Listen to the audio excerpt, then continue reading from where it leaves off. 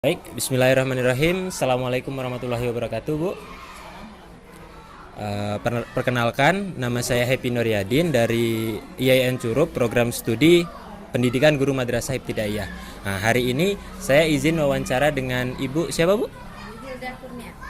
Oh, Bu Hilda Kurniati. Nah, Bu Hilda Kurniati ini selaku bidang apa di MI ini, Bu? Kebetulan saya sebagai guru kelas sebenarnya cuma dikasih tugas tambahan oleh kepala madrasah sebagai koordinator pendidikan bidang kurikulum. Oh, koordinator bidang kurikulum. Alhamdulillah. Jadi mungkin ibu kepala sekolahnya lagi berhalangan, jadi Ibu Kurniati ini yang mewakili. Nah, untuk yang pertama, Bu, saya izin untuk menanyai dan mengobservasi dalam madrasah ibtidaiyah ini. Nah, beberapa hal yang ingin saya tanya itu, Bu, gimana keseharian yang ada di madrasah ini, Bu? Apakah di madrasah ini dalam kesehariannya ada sesuatu hal yang berbeda dari madrasah-madrasah lain, atau dalam hal ini program unggulannya, Bu, gitu? Baik, untuk di MIN ya, selama ini kita punya sebenarnya program-program kita misalnya hampir sama sih dengan sekolah lain, masuknya jam 7.15, pulangnya sampai jam 2 karena setengah 3. Kegiatan-kegiatannya kalau hari Senin upacara pagi, hari Selasa, Rabu, Kamis itu sholat duha, diawali dengan sholat duha, dan pengisian tausiah sedikit, kemudian baru dilanjutkan belajar, kemudian nanti sholat zuhur berjamaah ada di musola kita, kemudian ada kegiatan eskulnya, mungkin di situ ada tahfiz, setiap hari itu ada kegiatan eskul yang dilaksanakan. Setiap hari ada eskul yang dilaksanakan. Berarti dari sedikit yang dijelaskan Ibu tadi, ada beberapa hal yang menarik gitu, Bu. Ada sholat duha, kemudian ada pengisian tausiah juga ya, Bu ya. Oke, berarti kalau pengisian tausiah itu setiap hari apa, atau ada hari tertentu, atau setiap hari, Bu? Kalau setiap selesai duha itu biasanya ada sedikit sekitar 5 menit sama dengan guru yang berpiket atau guru yang membina hari itu, masing-masing ada yang memberi sekedar nasihat pada anak-anak. Terus kalau untuk kegiatan khusus memang ada setiap bulan, itu di minggu ketiga, Jumat minggu ketiga kita ada kegiatan keagamaan. Ini khusus untuk anak-anak, jadi anak-anak disuruh tampil yang berdacil, mereka tampil apa yang keunggulan di kelas-kelas mereka, apa yang mereka tampilkan, mungkin ada hafalannya atau ada baca doa atau apa yang bisa ditampilkan untuk setiap kelas. Oh, berarti ada sebuah event dalam setiap bulannya untuk mereka menampilkan sesuatu yang ada di dalam kelasnya itu, Bu ya. Oh, paling banyak itu penampilan apa, Bu, yang mereka sajikan, Bu? Paling banyak mungkin hafalan ya, kebanyakan paling banyak, tapi ada beda-beda. Ada yang Asmaul Husna, menampilkan Asmaul Husna dengan gerakan, Asmaul Husna dengan arti, kemudian ada juga yang nasid, ada yang tampilkan puisi, ada yang pidato, kemudian ada yang bercerita. Berarti banyak sekali yang mereka tampilkan. Sebenarnya itu apakah itu termasuk dalam ekstrakurikuler, Bu, ataukah seperti apa? Kalau eskul tetap kita itu kan drum band, pramuka, taekwondo, nasyid, terus tahfiz Quran, pencak silat, itu. Oh, sebenarnya eskul tetapnya itu, tapi mereka sebenarnya ada bakat-bakat lain atau minat-minat lain yang mereka ingin tampilkan di situ ya, Bu. Wah, keren sekali berarti. Oke, itu untuk pertanyaan mengenai sekolah dulu ya, Bu. Profil sekolah dulu. Nah, dalam sekolah ini, Bu, ada beberapa hal yang sebenarnya di ketentuan dalam peraturan Irjen Kementerian Agama itu kan ada beberapa hal yang perlu diwajibkan dalam sekolah. Nah, saya izin untuk menanyakan apakah hal itu ada dalam sekolah ini atau tidak. Itu yang pertama, hafalan doa sehari-hari, Bu. Apakah di sini ada program yang menuntut untuk hal itu, Bu? Iya. Doa harian itu di kelas 1 dengan kelas 2 itu kita tekankan memang ada, dan bukunya pun ada doa harian, hadis, kemudian hafalan surat pendek, ya itu. Oh, hafalan hadis, surat-surat pendek, bahkan ada bukunya ya Bu ya. Oke oke. Mungkin nanti kami izin minta dokumentasi itu kan. Kemudian nah ini Bu, kan biasanya ada nih siswa yang mungkin belum bisa baca Al-Qur'an. Nah, apakah di sini ada juga pembinaan tahsin? Yang belum bisa baca Al-Quran ya, ini kita ada tahsin kalau khusus tidak ada. Tapi kalau secara global, misalnya ke wali kelas masing atau ke guru Al-Quran hadisnya mereka masing-masing itu kami anjurkan. Karena sebagai dari kepala ini ditekankan anak kemudian tahfiz ya. Kalau tahfiz memang iskul itu setiap hari Senin. Nanti biasanya Senin nanti jam 2 itu sudah mulai. Kalau yang tahsin itu ke wali kelas atau guru Al-Quran hadisnya. Oh, lebih ke guru Al-Quran hadis atau wali kelasnya yang memberikan gitu ya. Oke, berarti tetap ada program tahsin atau pembinaan untuk murid-murid yang mungkin belum bisa ya Bu ya. Oke, untuk yang selanjutnya Bu. Nah, di sini ada penekanan nilai-nilai akhlak. Biasanya nih Bu ya, ada kan murid-murid yang belum terbiasa tentang aurat atau menutup aurat. Nah, bagaimana sekolah ini menanggapi tentang hal itu Bu? Yang pastinya kita di awal sebelum masuk penjaringan ya anak masuk dulu dari walinya, dari wali murid. Nah itu langsung kami tekankan, ibu sekolah kita di sini madrasah, jadi harus yang perempuan itu pakai jilbab. Dan karena kita punya seragam, jadi harus biar seragam dengan sekolah. Yang laki-laki kita pakai peci. Kemudian setelah seperti itu ditetapkan dengan tata tertib, nah, tentu dengan mengingatkan selalu, dan alhamdulillah anak-anak di sini kalau selama di dalam sekolah mereka menaati peraturan itu, berpakaiannya juga alhamdulillah bisa, semuanya yang perempuan terutama bisa menutup auratnya. Di luar pun alhamdulillah beberapa juga sudah mengaplikasikan. Oh, ya berarti kalau di dalam sekolah itu ada kewajiban ya Bu ya, ada kewajiban untuk menutup auratnya masing-masing ya Bu ya. Oke. Wali murid pun yang menjemput kami wajibkan untuk ibu menutup aurat. Iya, kalau masuk pakai jilbab. Gak sembarangan ya Bu ya. Jadi kalau mau tidak pakai jilbab di luar aja, boleh masuk. Oke, berarti tetap kewajiban menutup aurat itu harus dan dijaga ketat dalam madrasah ini ya Bu ya. Oke. Kemudian untuk menjaga kebersihan dan menabung, itu kan nilai yang sangat ditekankan dari sejak dini. Nah, apakah dalam sekolah ini juga ada program yang seperti itu Bu? Untuk menabung kita ada ke bendahara bisa atau ke wali kelas sendiri. Kemudian juga kita ada program membiasakan anak ini untuk berinfak. Oh, membiasakan berinfak. Iya. Infak itu berapa saja. Jadi kadang setelah duha kita biasakan seperti di musola kan kita jalan celengan kayak gitu. Nah sama seperti ini juga kita ada kotaknya. Silakan nak, tidak dipaksa berapapun yang ada. Silakan kalau tidak apa-apa. Tapi kami membiasakan terus dimakan. Harus rajin berinfak. Apalagi nanti kita setelah nanti bulan Ramadan ini kan banyak kegiatan-kegiatan yang kesedekahan. Oh iya, tapi banyak responnya seperti apa Bu? Respon dari baik dari wali ataupun dari murid itu sendiri? Iya, alhamdulillah respon mereka cukup bagus anak-anak. Jadi diingatkan berapa belanjanya 5.000. Nah itu kan banyak, 1.000-nya sisihkan infak ya, biasakan 4.000-nya jajan. Ini diingatkan bahwa infak ini bukan untuk dunia tapi juga untuk akhirat.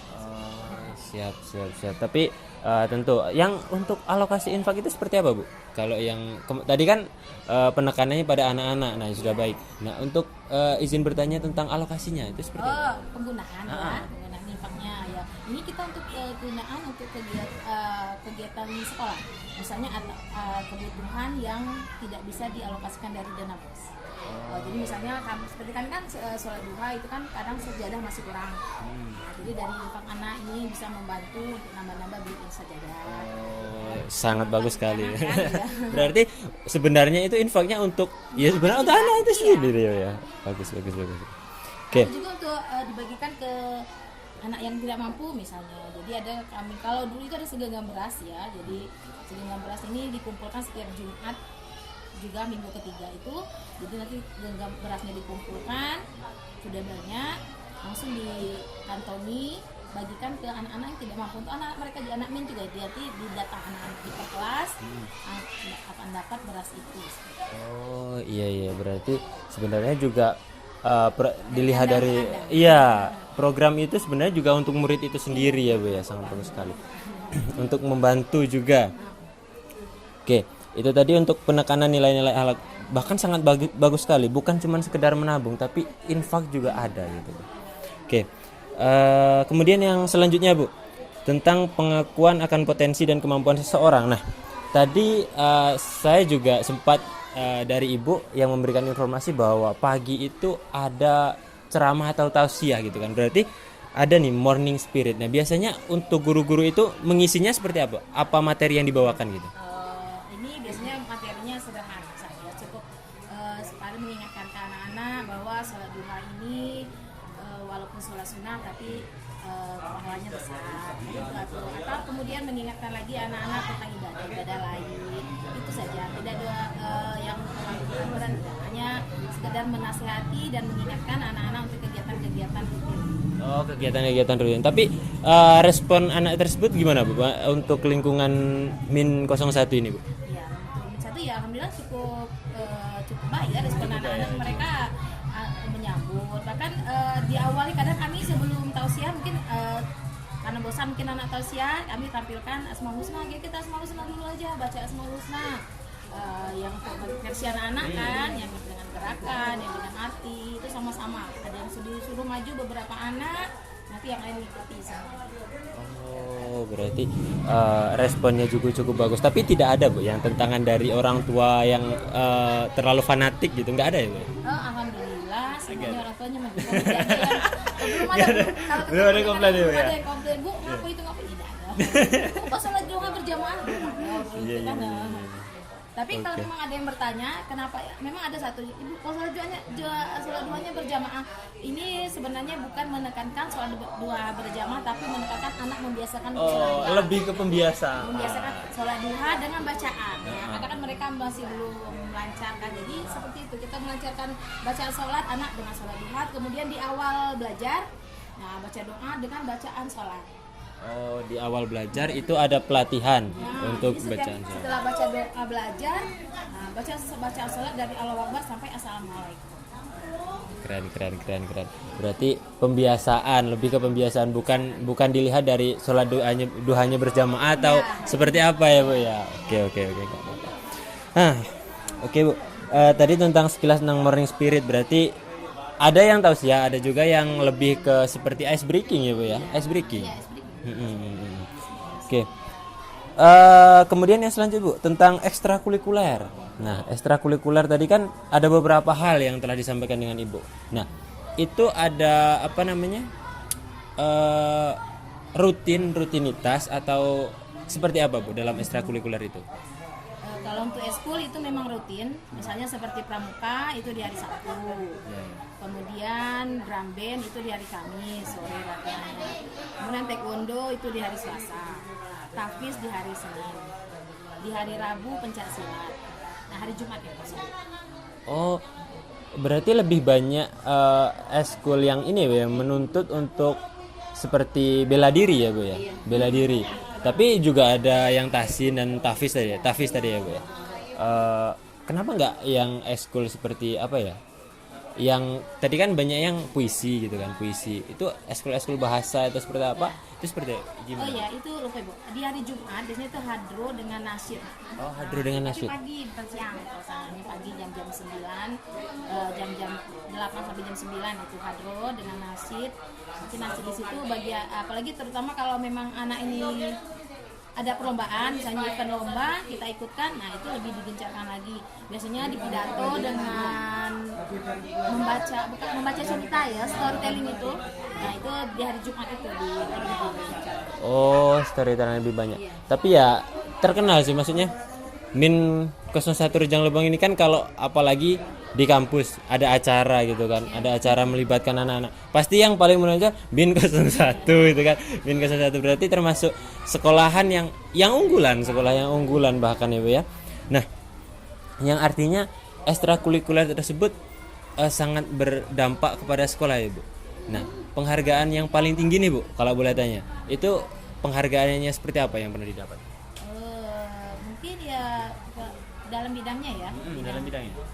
Kalau drum band mungkin karena tidak ada lomba dalam beberapa 2 tahun ini, jadi kami tidak. Kalau yang dulu kan sering ada event tuh, setelah Agustus ada festival drum band, kan lomba drum band itu alhamdulillah kami pernah. Tapi ini setelah 3 tahun atau 4 tahun ya, kita covid kan sudah 2 tahunan. Nah, tidak ada lagi itu kami vakum. Tapi taekwondo alhamdulillah mengukir prestasi terus sampai sekarang. Dan sekarang ini pun sedang berlangsung pertandingan taekwondo di Bengkulu, Provinsi Bengkulu. Sampai besok Selasa. Ini kemarin dari Min sudah perwakilan Min sudah juara 2. Wah, alhamdulillah. Sudah juara 2 dari taekwondo perwakilan Min itu. Sampai ke Bengkulu ya Bu ya? Ya, provinsi. Sampai ke tingkat provinsi. Bismillah sampai tingkat nasional Bu ya. Amin. Oke. Itu terima kasih sedikit tentang ekstrakurikuler yang ada di Min 01 ini. Nah, kemudian yang selanjutnya. Tadi sudah disebutkan sholat duha, sholat zuhur, infak itu bahkan rutin di Min 01 ini. Nah, bagaimana Bu tentang ini kan Ramadan bentar lagi. Itu tentunya pasti ada yang namanya zakat fitrah. Nah, apakah di sekolah ini ada yang menaungi atau memfasilitasi untuk itu? Oke. Untuk zakat fitrah kami seperti tahun-tahun sebelumnya, insya Allah mungkin tahun ini akan juga dilaksanakan. Memang ada khusus nanti dibentuk kepanitiaan. Setiap tahun memang dibentuk kepanitiaan untuk mengurusi masalah zakat. Jadi anak-anak, nanti kami sampaikan informasi ke wali bagi yang bayar zakatnya khusus untuk anak yang sekolah di sini dianjurkan ke sekolah. Kami nanti penyalurannya juga untuk anak sekolah di sini. Bahkan ada juga kami ke luar, ke masyarakat. Oh, bahkan untuk penyalurannya ke masyarakat ya, ke masyarakat. Oke. Tapi tetap Min ini memfasilitasi. Biasanya itu di puasa keberapa Bu? Atau di akhir-akhir Ramadan malah? Iya, di akhir-akhir Ramadan biasanya kami mulai itu minggu-minggu ketiga ya. Kita mulai akhir-akhir Ramadan itu sudah mulai dilaksanakan, sudah dikasih tahu kan sama orang tua. Tapi bagaimana untuk respon wali dan muridnya? Oh iya, alhamdulillah respon wali positif. Mereka begitu dikasih tahu, kadang besoknya 2 hari kan panitia sudah standby itu. Kami kalau panitia standby di depan di meja. Itu alhamdulillah setiap hari ada wali yang datang mengatakan berupa uang atau beras. Oh, berupa uang atau beras. Oke, berarti untuk respon wali dan muridnya sendiri pun sangat antusias untuk itu ya Bu. Berarti sangat berjalan. Oke Bu, untuk observasi yang terakhir nih Bu, pertanyaan terakhir. Nah, kan ada nih Bu, peringatan hari-hari besar itu baik Islam maupun nasional. Nah, di sekolah ini apakah mengadakan peringatan-peringatan seperti itu Bu? Ya, insya Allah ya. Kemarin kita terakhir di Isra Mi'raj kan? Isra Mi'raj. Iya, Isra Mi'raj kemarin ya kami laksanakan Maulid Nabi, Isra Mi'raj, Muharram, ya kan? Anak PPL Bu. Ya kebetulan lagi ada PPL di sini, jadi PPL ikut melaksanakannya yang Maulid Nabi dengan Muharram kalau nggak salah itu pernah. Pokoknya kami setiap ada event-event, insya Allah kami laksanakan. Dan kalau event seperti itu kembali kami tampilkan anak-anak. Karena Hadro baru tahun ini. Hadro itu baru tahun ini, jadi begitu kalau kemarin tampil. Jadi belum ada lomba kan kalau Hadro, yang baru kami. Alhamdulillah yang latihan yang dilatih sudah, kalau kami yang lihat kan, sudah bagus anak kita sebenarnya kalau ada event lomba bisa tampil. Hadro itu juga sepertinya dari beberapa meme yang telah kami observasi juga baru pertama ini untuk Hadro diterapkan di sekolah kami. Baru tahun ini kebetulan dapat alat-alat Hadro ini juga dari bantuan dari wali. Dari wali kami ya katakan minta uang dari komite kan, nah jadi ada uangnya diberikan ke alat Hadro. Oh, siap. Oke, berarti fasilitasnya pun juga sebenarnya didukung oleh wali murid itu sendiri ya. Oke, berarti untuk peringatan hari-hari besar juga sangat rutin untuk dilakukan ya Bu ya. Oke. Biasanya kita madrasah mungkin kalau tidak melakukan itu sebenarnya kurang ini. Di Ramadan tahun kemarin itu malah kami ada program di Ramadan tahun kemarin. Ini setiap gurunya ini sudah ditentu juga untuk memberikan kultum. Kultum. Kultum. Ya, jadi nanti nonton di YouTube. Oh. Jadi boleh lihat di YouTube Min. Oh, Promo ya. ada ini ya, Iya, gitu tahun ya. kemarin Oke, itu siap. setiap Siap, hari. iya, Jadi iya. setiap hari dari hari Ramadan pertama sampai itu ada kultum beda-beda setiap guru. Oh, setiap guru, bahkan setiap guru mengisi ya untuk kultum itu. Wah, sangat keren sekali. Itu ditampilnya di akhir untuk maghrib ya, menjelang berbuka. YouTube-nya ada, Wi. Ya, Siap, siap. siap. Siap follow. Oke, baik Bu. Itu untuk peringatan hari besar. Alhamdulillah untuk observasinya cukup semuanya, berarti apa yang sudah ditentukan oleh Irjen dari Kementerian Agama semuanya sudah ada di Min 01 ini. Nah, nah ini Bu, beberapa aspek yang ingin kami dokumentasikan. Cuman mungkin nanti pengambilan foto dari kawan saya itu mengenai Prota, Prosem, RPP dan silabus sekolah. Nah, nanti via foto aja. Kemudian yang untuk program sekolahnya kami izin untuk foto profil sekolah dan visi misi. Ada visi misinya? Nah, ya sebenarnya ada sih sudah ditempel. Ini karena kebetulan kita baru pengecatan gedung, jadi diturunkan semuanya belum sampai dipasang. Oh, tapi ada visi misinya. Ada visi misi. Oke. Visi misi sekolah dan profil sekolah. Oke. Kemudian yang Tidak, kalau yang di dokumen aja ya. di dokumen aja nggak boleh, Bu? Dokumen aja ya. Di Kalau yang foto. ditempel baru. Kemudian untuk ini prestasi sekolah, nanti izin foto-foto untuk pialanya.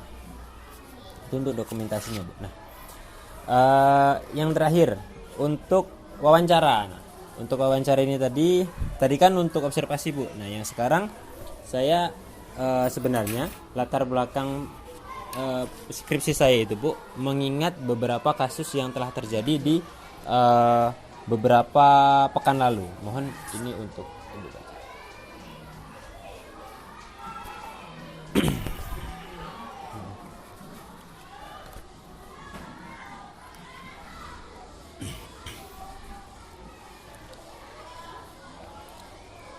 Nah, dari beberapa kasus yang sebenarnya sudah viral, bisa dikatakan viral untuk lingkup Curup Utara, itu kan sebenarnya kasus-kasus yang terjadi karena ketidaktahuan tentang pemanfaatan teknologi yang efektif itu seperti apa gitu, Bu ya. Nah, dan ini juga termasuk cacat moral yang sudah terjadi di lingkungan masyarakat Curup Utara khususnya.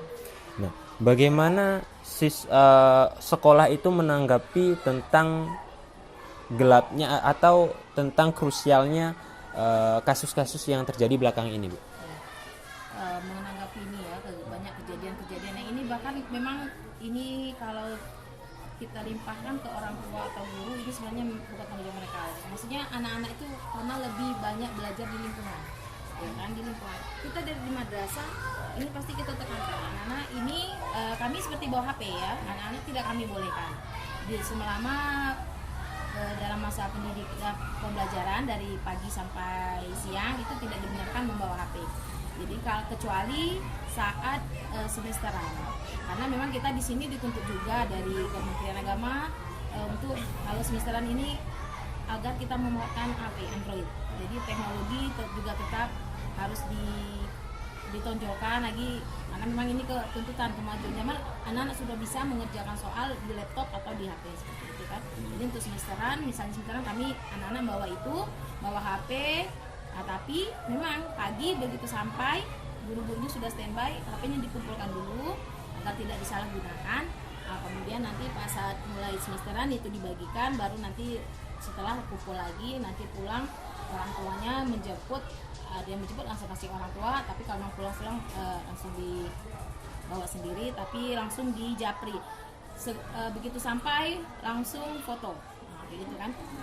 Ini mungkin untuk kami salah satu mencegah sebenarnya ya, selama jadi paling tidak walaupun mungkin di rumah kita tidak bisa mantau, apalagi orang tuanya ada yang kerja dari pagi sampai sore baru pulang, karena sampai malam anak-anak pulang dari sekolah jam 2 antara jam 3 sampai orang tua pulang kan itu bebas mereka, HP-nya di rumah walaupun di sekolah tidak tapi HP di rumah. Cuman ya seperti itu kan kita tidak bisa pantau. Cuman ya karena kalau kami sebagai wali kelas kadang kebetulan di kelas itu punya grup WA misalnya seperti itu kan, jadi pasti diingatkan jangan main HP, HP-nya disimpan. Kita sedang mengingatkan dulu, terserah sekarang kembali ke anaknya. Mungkin di lingkungan kita tidak tahu tetangganya cak mano kan. Oke. Sosialisasi kami adakan juga ya, misalnya orang panggil orang tua, pernah itu sudah 2 kali tentang HP ke anak-anak juga, bekerja sama dengan pihak Puskesmas untuk sosialisasi masalah, apalagi terutama yang kelas 6 dengan kelas 5 kemarin. Iya, yang agak Itu rawan kan, nih, Bu, yang agak rawan. karena itu kelas 5 ke 6 yang bahaya merokok, bahaya penggunaan HP, karena HP ini punya 2 sisi kan, sisi yang tajam, dua-duanya ada yang positif ada negatif. Nah itu disampaikan ke anak sebenarnya. Sebenarnya ada ya, Bu, tentang sosialisasi mengenai teknologi ya, Bu. Maksudnya HP tadi kan yang seperti Ibu sampaikan tadi. Nah, tapi Bu, dalam sisi yang tanda kutip nih dewasa gitu kan. Nah, apakah itu sudah bisa direalisasikan untuk anak kelas 5 dan kelas 6? Nah itu ya, mungkin kalau sosialisasinya sudah kami sosialisasikan. Bahkan wali-wali kelas apalagi kelas 6 itu langsung di sela-sela pelajaran kita langsung kasihkan tentang teknologi ya, tentang HP, tentang ini apa yang perlu kamu buka, bagaimana ini yang tidak perlu kamu buka. Bahkan mungkin karena masih anak-anak, walaupun mereka sudah kelas 6 sudah tahu mungkin konten-konten porno apa sebenarnya, tapi mereka tetap aja anak-anak yang masih polos. Jadi kita tanya, siapa di sini yang sudah pernah nonton? jujur angkat tangan. Yang tidak itu memang apa tidak atau tidak, tapi mereka jujur tuh. Iya Bu, nah itu boleh Bu ya Bu? Nggak boleh Bu, tapi kamu masih diajak kawan Bu, alasannya Oke, tapi ya itu sebenarnya sebuah hal yang sensitif kan, apalagi mengenai hal-hal yang berbau seperti itu. Nah, dalam hal ini juga Komisi Perlindungan Anak dan Perempuan itu sangat menghimbau kepada orang tua. Tapi kita lihat saja apakah orang tua itu benar-benar mendengar himbauan seperti itu. Nah, kan bisa dikatakan bahwa sekolah itu orang tua kedua. Berarti sekolah ini mempunyai sebuah peranan. Nah, yang tentunya dalam sekolah ketika mengambil peranan ini adalah program-program untuk hal itu. Tapi ternyata di MIM 10 ini juga banyak sekali, MIN 10 ini banyak sekali, MIN 01 ya. MIN 01 ini banyak sekali sosialisasi tentang hal itu ya, Bu ya. Bagus sekali untuk itu. Nah, dan juga mungkin makanya kami banyakkan dengan kegiatan ekskul. Jadi anak-anak disuruh ikut, jadi agar mereka paling tidak mengurangi kan. Jadi makanya jam 2 pulang sekolah itu langsung yang tahfiz nanti ikut tahfiz dulu, nanti jam 4 baru pulang. Yang taekwondo nanti jam 4 baru pulang. Jadi mungkin ada, walaupun mereka punya waktu untuk buka HP mungkin tidak dibanyak seperti itu kan. Paling tidak, atau kalau pada sudah capek, kalau seperti anak saya sendiri karena sudah pulang, sudah banyak kegiatan, capek, istirahat, ada sempat lagi ada PR dah, nah kerjain PR dulu gitu. Oh iya. Berarti lebih ke jam waktunya yang diatur ya, Bu ya, kita kasih waktunya. kegiatan-kegiatan itulah biar anak tidak terlalu fokus dengan HP. Karena HP sekarang kan sudah Nggak bisa dipisahkan dengan anak. anak umur 2 tahun aja sudah bisa main HP daripada ibunya. Lebih pintar anaknya daripada ibunya. Wah, sangat sangat perlu sekali pembinaan berarti untuk generasi muda. Oke, itu terlepas untuk kasus-kasus tadi, Bu ya. Nanti mungkin kita akan lanjutkan. Cuman yang saat ini pas sekali dengan Ibu yang koordinator kurikulum. Nah, kami izin bertanya mengenai karakteristik di kurikulum MIN 01 ini, Bu. Nah, kurikulum apa yang digunakan? Oke. Kalau kurikulum kita menyesuaikan yang di untuk pemerintah ya sebenarnya ya. K13. Selama ini kan kurikulum 13 itu kan ada sekarang sudah baru merdekakan IKM, kurikulum merdeka. Iya. Ya, implementasi kurikulum merdeka. Nah, ini karena kebetulan kami dari pusat itu sudah ditunjuk, sudah di SK bahwa untuk di Rejang Lebong MI yang melaksanakan kurikulum merdeka tahun 2022-2023 itu MIN 1. MIN 01. Iya, MIN 1. Jadi kelas 1 dengan kelas 4. Jadi sekarang ini lagi berjalan walaupun mungkin seadanya ya, karena kita cuma dapat SK, tapi sosialisasi kita belum dapat itu sendiri, semua perangkat semua kita sendiri. Jadi ya seadanya kita laksanakan sesuai kemauan pemerintah gitu. SK-nya sudah masuk ke Min 01, tetapi untuk sosialisasinya saja yang belum ya Bu ya. Tapi yang kelas 1 dan kelas 4 berarti untuk yang kelas lainnya Bu itu masih kurikulum 13 ya. masih K13. Oh, implementasinya baru kelas 1 dan kelas 4. Oke. Baik. Berarti ada 2 kurikulum yang digunakan di sekolah ini. Itu untuk kurikulum Merdeka. Nah, apakah cocok Bu digunakan untuk sekolah ini, Bu? Iya. Ini sebenarnya kalau dibilang cocok tidak cocok. Sebenarnya kalau kita lihat materi-materinya, apalagi yang khusus di madrasah atau di bawah Kemenak, itu kurikulum merdekanya dengan ada tambahan profil pelajar Pancasila rahmatan lil alamin kayak gitu. Jadi memang dihubungkan ke kegiatan ke religiusnya. Lebih ke religius kalau yang di madrasah. Jadi semua kerja misalnya lagi mereka yang bergotong royong itu dihubungkan ke religiusnya, apa ya, tawadu. Nah, ada tawadunya seperti itu. Pembiasaan kegiatan yang religius lebih ditekankan itu. Cuma ya memang kalau untuk materi sebenarnya pembagian jam saja ya sebenarnya itu sudah tidak, kalau menurut saya itu tidak sesuai, tidak kurang cocok dengan untuk di madrasah. Oh, sebenarnya yang sesuai malah K13. Iya, 13 bahkan sebenarnya kalau memang perlu perbandingan kurikulum itu sebenarnya yang lebih efektif, lebih itu KTSP. Oh, malah Iya. KTSP yang lebih keren ya. Sebenarnya lebih itu KTSP sebenarnya, karena di situ di KTSP itu kita antara guru dengan murid itu seimbang. Nah, jadi maksudnya semua anaknya juga bekerja. Kalau di K13 itu kan lebih banyak anak yang harus aktif, anak yang perlu kita cuma kasih tugas, anak disuruh, itu teorinya kan, tugas anak disuruh cari ke Google, makanya anak lebih suka pegang HP jadi kan. Nah, itu memang bagus, bisa anak lebih tahu zamannya kan, sekarang memang zamannya anak untuk tahu dunia luar lewat internet kan. Internet. Oh, berarti yang K13 itu kan kami juga selaku mahasiswa ini disuruh untuk menganalisis dari beberapa jilid yang banyak sekali untuk kurikulum Merdeka itu kan. Itu sebenarnya kalau secara teoritis itu sangat keren sekali dan sepertinya sangat cocok di era sekarang, tapi ternyata di beberapa sekolah juga responnya seperti itu. Artinya ya kalau kita mau perbandingan sebenarnya KTSP yang paling bagus, tapi kalau K13 dan K Merdeka yang dibandingkan itu lebih ke K13 sebenarnya Bu ya. Oke. Tapi bagaimana Min 01 ini menghadapi tuntutan pemerintah yang insya Allah 2024 seluruh madrasah itu diharuskan? 11, ya. Ya makanya ini kami berusaha untuk memenuhi tuntutan pemerintah. Jadi misalnya walaupun sebenarnya kita kan kalau dari KTSP aja misalnya ya, kalau disuruh mengikuti kurikulum ini, tentu kan kalian sudah itu pemerintah menyiapkan ini buku yang dipakai, ini yang jadi acuan guru kelas.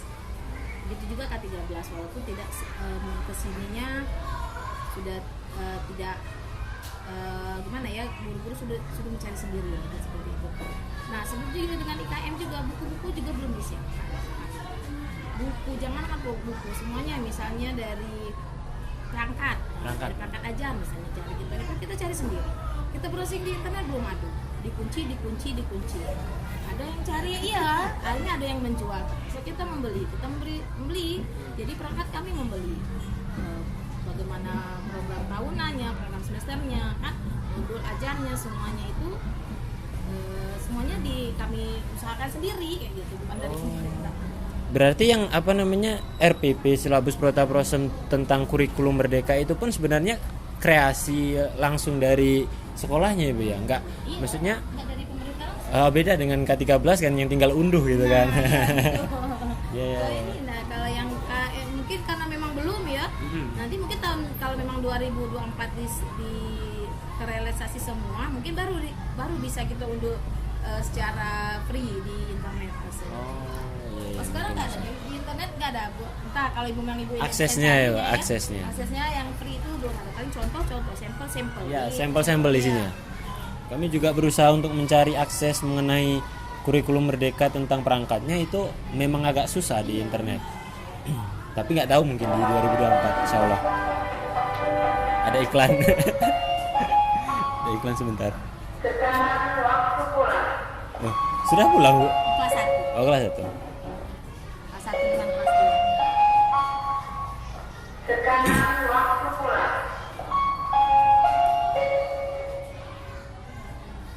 Oke. Agak lama Bu.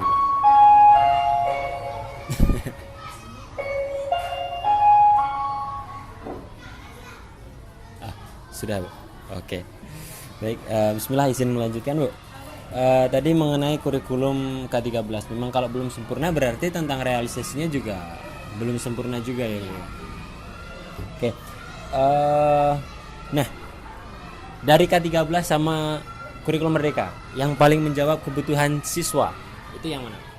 K13. K13. Iya. Yang paling menjawab. Itu Paling potensial itu K13. Karena apa? Karena kita di sini formal, ya kan kita tentu berhubungan pembelajaran itu dengan buku sarana dan prasarana. Insya Allah kalau K13 bukunya sudah, walaupun buku cetak, mungkin buku cetaknya masih kurang, kami memang harus beli sendiri. Kalau dari pemerintah itu belum, mungkin karena tidak ada, jadi tidak ada. memang kami bisa sendiri beli sendiri, gitu kan, cari sendiri. Tapi paling dari sekarang kalau kita ngambil ringkas, terus anak-anak biar juga mudah mendapatkan, karena buku itu kan agak mahal kadang harganya, jadi kami di LKS. LKS, anak-anak suruh beli LKS untuk menunjang pembelajarannya di kelas. Nah, guru-guru bisa nanti bisa cari tambahan sendiri, mungkin pakai bukunya sendiri atau Google bisa cari pakai yang bisa nambah info sesuai dengan materi pelajaran. Ya, berarti memang di kurikulum merdeka sebenarnya sangat mandiri sekali ya, ya, sangat mandiri sekali untuk anak-anaknya. Tapi sebenarnya anak juga nggak bisa seperti itu bebasnya kan. Maksudnya perlu dituntun juga, yang artinya kebutuhan itu bisa dapatkan lebih maksimal di kurikulum 2013. Ya, baik. Oke, terima kasih itu untuk kurikulum. Nah, tadi tentang program sekolah, beberapa yang sudah disebutkan oleh Ibu tentang hadroh, kemudian taekwondo, kemudian apa lagi Bu? Yang di hari Senin? Tafis tadi kan, banyak sekali program-programnya. Nah, dalam satu minggu itu Bu, dari Senin sampai hari Sabtu ya Bu ya, itu program apa saja setiap harinya? Hari Seninnya Tafis, hari Selasa taekwondo, hari Rabu pencaksilat, hari Kamis drum band, hari Jumat hadroh, nasid, hari Sabtunya pramuka. Hari Sabtunya pramuka. Oke, berarti setiap hari ya. Setiap hari, setiap sore itu pelatihnya dari? Pelatihnya kalau Tafis itu kita datang dari luar. Kebetulan guru ngaji lah sebenarnya ya. Kalau taekwondo juga pelatih dari luar, pencaksilat dari luar, drum band, nah kita dari dalam, kebetulan Pak Yoni itu pelatih drum band, ditambah beberapa orang guru. Kemudian yang hadroh juga dari kita di dalam, kebetulan memang ada gurunya yang memang bisa, kan guru kami ada yang bisa hadroh, makanya kita manfaatkan yang kita di dalam dulu. Kalau pramuka juga dari guru di dalam. Jadi beberapa yang ada dari luar, beberapa dari dalam. Oke. Kemudian tujuan dari program-program, kan banyak sekali program Bu. Nah, ada nggak tujuan yang secara umum aja? Kok banyak sekali sih program ekstrakurikulernya? Yang pasti tujuannya kita yang pertama untuk memajukan madrasah. Kemudian biar madrasah lebih dikenal lagi di luar masyarakat luar. Kemudian juga untuk prestasi-prestasi anak, untuk menambah prestasi-prestasi anak, biar bisa tampil, melatih mereka untuk berani, mental. Iya, seperti itu. Bisa tampil. Itu sangat baik sekali ya Bu ya. Mohon maaf tidak besar-besarnya. Oke. Infak kita 30.000 Bapak Ibu, mohon di Siaran. bayar ya. Mohon maaf, ada siaran sebentar. Jadi untuk kelas 1 infaknya dulu. Yang per bulan Tapi yang untuk ekstrakurikuler itu sangat berjalan secara konsisten dan baik kan Bu? Iya, sangat berjalan khusus. Cuma nanti saat Ramadan ini yang fisik-fisik kita stop dulu. Oh, yang di Ramadan. Ya, Ramadan kan seperti pramuka, drum band. Apabila sudah Kalau taekwondo itu dikatanya sama pelatihnya dimundurkan lagi jamnya, jadi sampai menjelang maghrib gitu. Oh, malah untuk sekalian ngabuburit. Keren malanu. Katanya tidak berapa. Kalau kemarin seperti itu. Taekwondo tetap latihan, cuma biasanya jam 2, sekarang jam 4. Oh, dimundurkan. Ya. Tapi mungkin melihat juga kondisinya ya Bu ya, kondisi siswa juga. Capek-capek langsung buka kan. Oke, ini mengenai aspek yang terakhir Bu, tentang urgensi program sekolah, yang artinya hal mendesak dalam program sekolah itu. Nah, oh ya, respon siswa mengenai program-program tersebut. Nah, yang mengikuti eskul nih Bu, banyak apa enggak? Yang Iya, banyak yang mengikuti eskul. Tapis ini kalau seperti tapis ya memang ini agak sedikit kalau tapis, karena paling perwakilan dari, karena tapis ini kami tekankan masih di kelas 4, 5, 6. Oh, 4, 5, 6-nya tidak, karena sudah masuk semester ini yang kelas 6 kami bebaskan dulu dari banyak kegiatan karena mereka fokus di ujian akhir nanti kan. Jadi di 4, 5, kelas 3 itu dari kelas 3 itu yang drum band, ada itu sekitar 40-50 personil ya, karena kebutuhan drum band. Kalau yang tapis ini sekitar 20 sampai 30 siswanya. Taekwondo, yang taekwondo ini 20-an juga, 20-an. Yang sedikit itu pencaksilat. Pencaksilat. Ya karena memang juga masih baru tahun ini Baru tahun ini juga. Tapi kalau yang hadroh tadi Bu? Adro itu masih Adro karena personilnya memang dibutuhkan sekitar 10-15 orang, ya itu aja satu kelompok.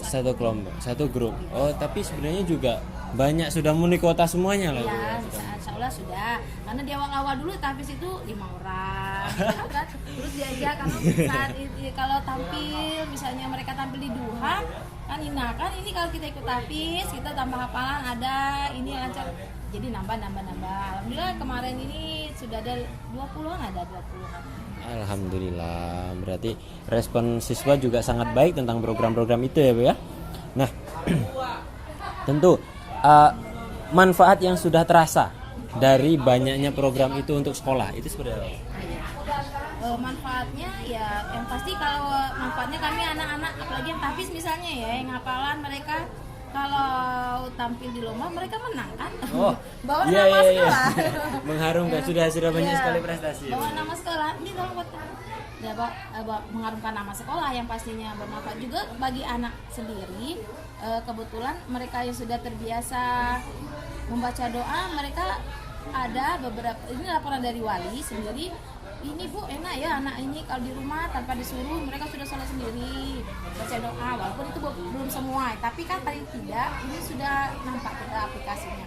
Baca doa duha itu kan kadang kan sambil nyanyikan nah, mereka di rumah itu yang mereka lakukan itu, daripada mereka nyanyi-nyanyi tapi mereka nyanyikan itu, atau Asmaul Husna ya Rahman ya Rahim gitu kan, mereka di rumah nyanyi-nyanyikan itu, maksudnya kan lebih positif daripada lagu-lagu yang ngetren Iya. gitu ya. Oke. Berarti juga manfaatnya tidak cuman untuk sekolah, tetapi di rumahnya pun kebiasaan itu juga sudah mulai ini ya Bu ya, berganti. Oke. Nah, dari program dan manfaat tadi Bu, sudah efektif belum untuk mencapai visi misi yang ada di sekolah ini? Sebenarnya kalau kita berbanding anak kita kan sudah 400-an ini kan. Kalau dari sekarang ini sebenarnya belum efektif. Masih butuh lagi anak-anak yang sama, yang memiliki kemampuan, yang bisa kesadaran sendiri untuk di kehidupan sehari-harinya, itu lebih banyak lagi. Baik tidak separuh mungkin misalnya seperti itu. Ini kan karena kita anaknya 400-an. 400-an. Oh iya. Berarti masih ada progres atau tujuan yang sebenarnya juga harus terus diperjuangkan ya Bu ya. Makanya kami masih galakkan terus semua kegiatan ini yang sebenarnya kan memang bagi beberapa orang mungkin madrasah kan biasa, wajar lah sudah hafal-hafalan kan memang program madrasah. Tapi kalau tidak digalakkan tentu anak akan mati, tidak akan berlanjut. Iya, itu akan vakum juga ya Bu ya. Oke, itu tadi untuk visi misinya.